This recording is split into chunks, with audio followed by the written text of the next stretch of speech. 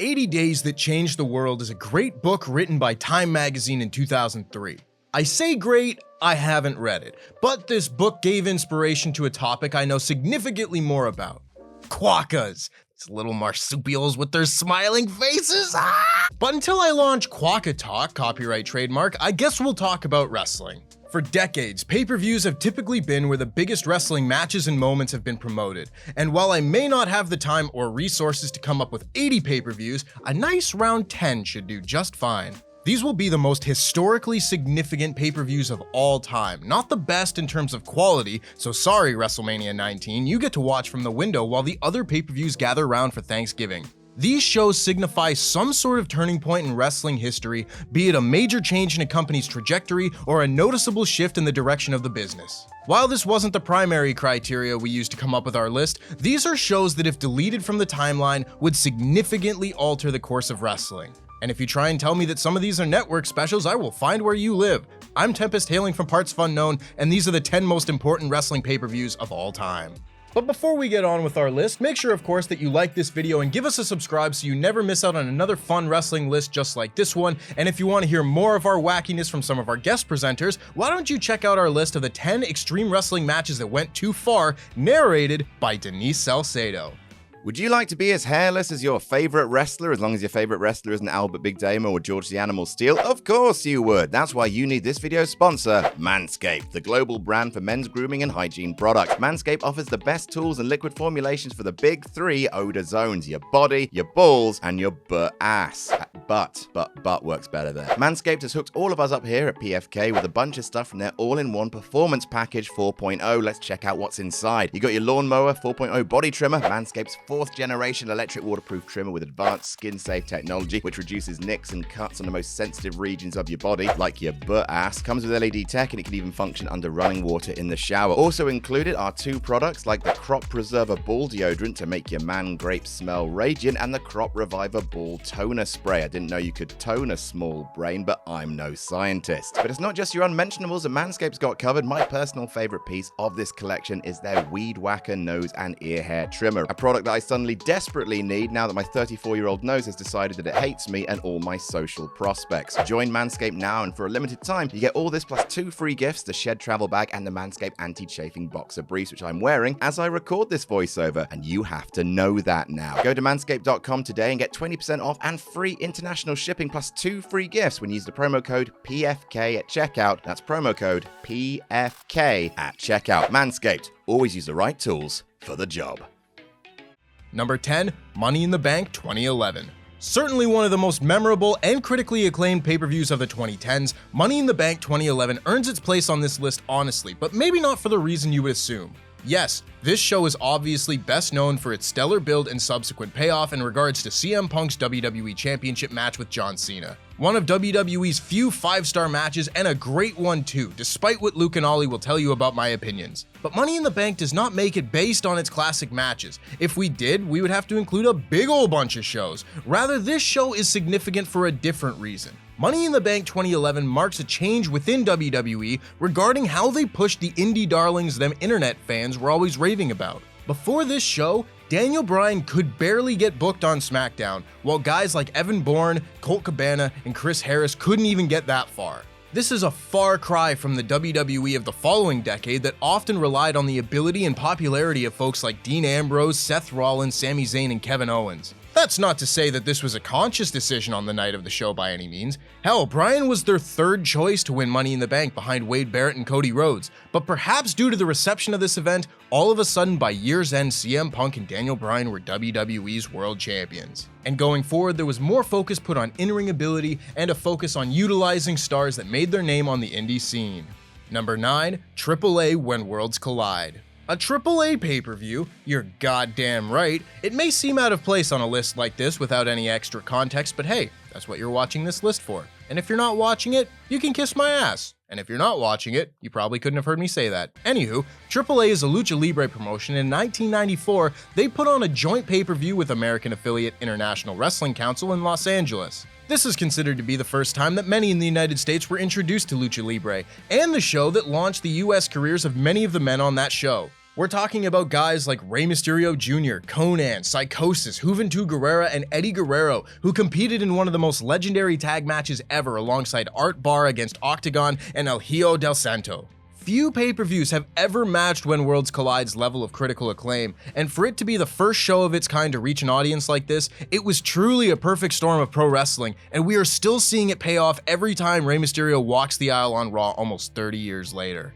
Number 8. Barely Legal, 1997. The uninformed may try to downplay the importance of ECW in the Attitude Era, but that could not be more off base. Considering most great ideas to take place in WWE and WCW during the time originated in ECW in some way, whether that be featuring young athletic performers like Eddie Guerrero, Rey Mysterio, and Dean Malenko, or allowing a more serious Steve Austin to speak his mind, or just the overall attitude that WWE named their entire era after. ECW was the feeder system for both talent and creativity during the 90s, and that feeder system would have been shut the down if Barely Legal 1997 wasn't a success. ECW's first pay-per-view event almost didn't happen when it was cancelled in 1996 after the mass transit incident, which you can hear all about in our list of 10 Extreme Wrestling matches that went too far. But after some begging and pleading from Paul Heyman, the show went ahead with Terry Funk winning the ECW championship in the main event in a great feel-good moment.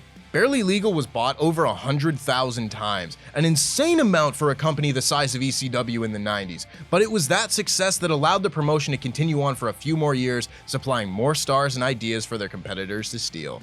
Number 7. Wrestle Kingdom 12. One might think that if a Wrestle Kingdom event was to feature on a list like this, it might be Wrestle Kingdom 11.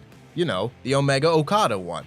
But for as great and influential as that match is and has become, the following year's event actually holds much more historical significance. On paper, this is another excellent Wrestle Kingdom from New Japan's hottest time period. Kazuchika Okada and Tetsuya Naito tore it up in the main event, the juniors had one of the best four-ways ever, and Minoru Suzuki choked Hiroki Goto the out. It's a great show. But what makes this event so important is its marquee event, a dream match that never seemed possible until this point, Kenny Omega versus Chris Jericho. Jericho's first match outside of WWE in nearly 2 decades ended up being one of the best of his career, and the interest this match drew was immense. So immense that it led to a massive surge in New Japan World subscriptions. However, as impressive as that is, boosting New Japan's business wouldn't get you a place on this list, but it was that boost that opened Tony Khan's eyes to the possibility of a viable second promotion in the United States. Had Don Callis not pitched this match to his old friend Chris, does AEW happen? Maybe, but in the timeline we have, this was a major Nexus event that led to the first real wrestling competition WWE has had since 2001.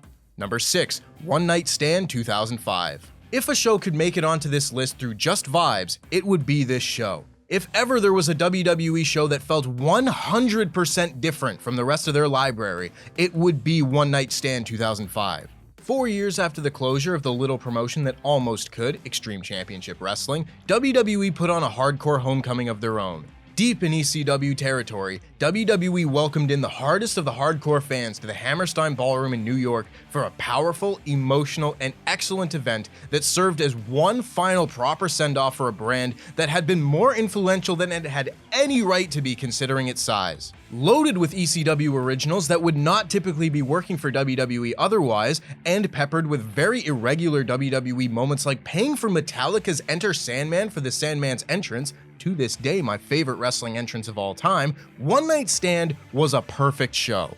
And it was the overwhelmingly positive reception of the event that got WWE's grubby little gears going and led to the reintroduction of the ECW brand in 2006. This One Night Stand was meant to be just that, a one-night stand filled with passion, but instead, someone forgot protection and they conceived a little bastard child that nobody loved.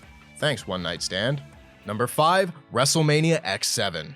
The most critically acclaimed pay-per-view in wrestling history unfortunately makes its way onto this list for the wrong reasons. While this show is populated with matches that all perfectly encapsulate the insanity of the Attitude Era in their own right, with a legendary TLC match, bonkers McMahon on McMahon violence, the best match of all time according to Luke Owen, and a stellar main event, it also caps off the Attitude Era and marks the beginning of a sharp downturn in interest in WWE that has never returned. The infamous Steve Austin heel turn is the prime example of the fans booing not because of the dastardly actions of a vile heel, but rather because they just didn't want to see what was being presented to them. There's no way of knowing what WWE's fate would have been had Austin simply stunned Vince and continued on his way, what with WCW's closure and the sudden departures of Rock and Austin a year later, but as it stands, WrestleMania X7 remains one of the best pieces of wrestling entertainment ever produced and a glaring example of how not to book the most popular babyface of all time.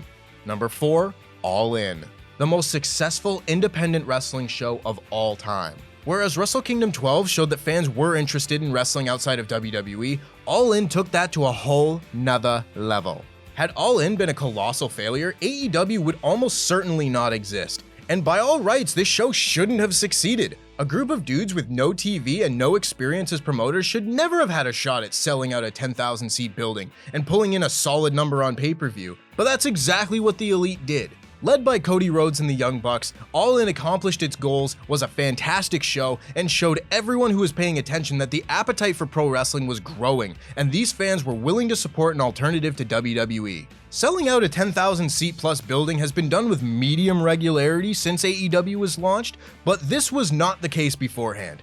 All In was the first non-WWE wrestling show to sell that many tickets since the days of WCW, and hopefully that added context will show just how impressive and significant a feat this was.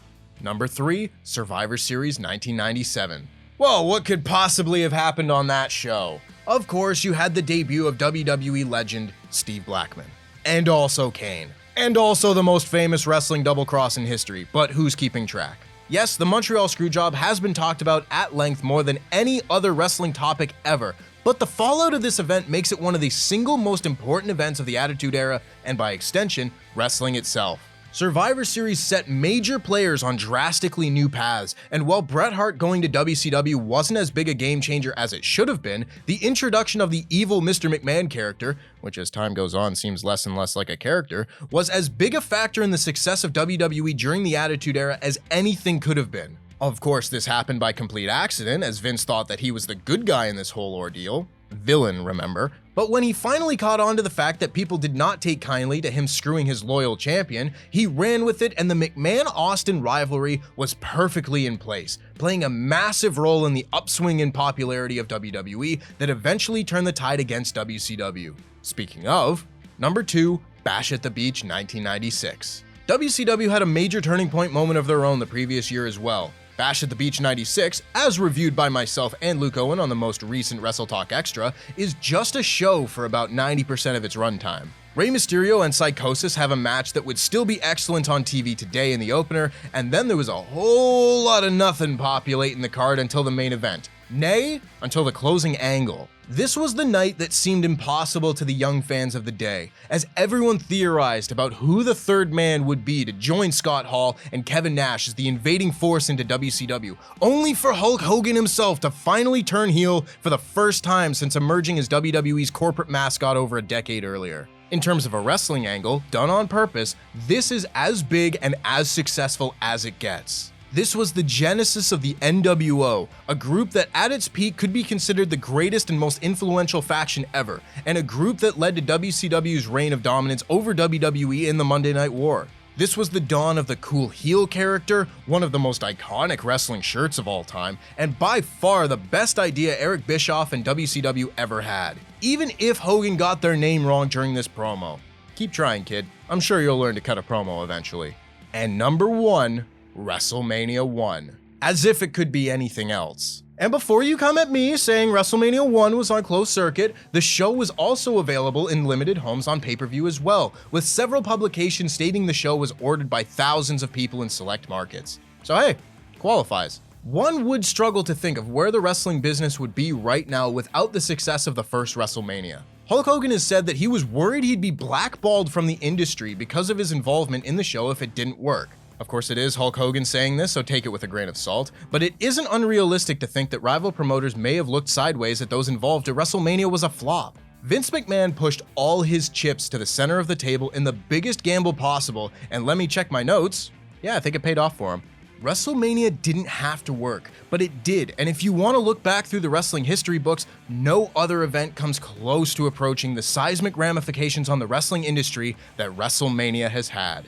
And that's our list. Make sure, of course, that you subscribe to partsFUNknown so you never miss a fun wrestling list just like it, and make sure that you watch Denise Salcedo's list of the 10 extreme wrestling matches that went too far.